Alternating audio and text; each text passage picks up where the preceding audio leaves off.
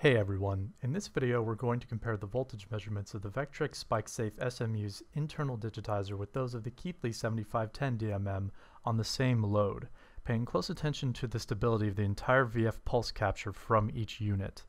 The load we're using is just a simple chip-on-board part with a max current of 2 amps and a forward voltage of about 30 volts. Here's a diagram showing the full setup.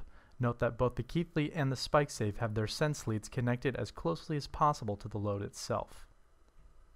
First, we'll start off by connecting to the SpikeSafe, and once it's connected we should see a section appear in the left-hand panel for the SpikeSafe digitizer, which will be taking all of our voltage measurements.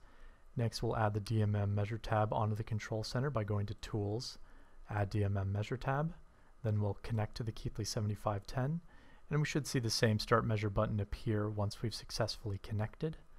As for our current source settings, we'll change our mode to Continuous Dynamic, and under Pulse Options we'll switch to Duty Cycle Pulse Width, and we'll do a duty cycle of 1%, pulse width of 500 microseconds, and our compliance voltage is going to be 50 volts, and we'll leave the set current and a default value of 100 milliamps, and we'll click Apply.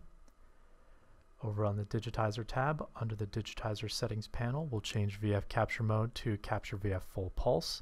All of our other settings have been auto-calculated by Control Panel. And we'll do the same on the DMM Measure tab, Capture Mode, Capture VF Full Pulse. Everything else has been auto-calculated, so we're ready to capture some pulses. So we'll hit Start on the SpikeSafe, and then Start Measure on the DMM, Start Measure on the Digitizer.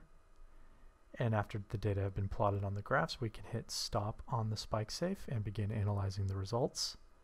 To better compare the two plots, we'll go to the Graph Settings panel and rescale the y-axis down to 26.5 volts and a maximum of 27.5 volts.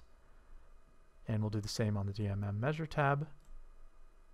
Minimum of 26.5 and a maximum of 27.5.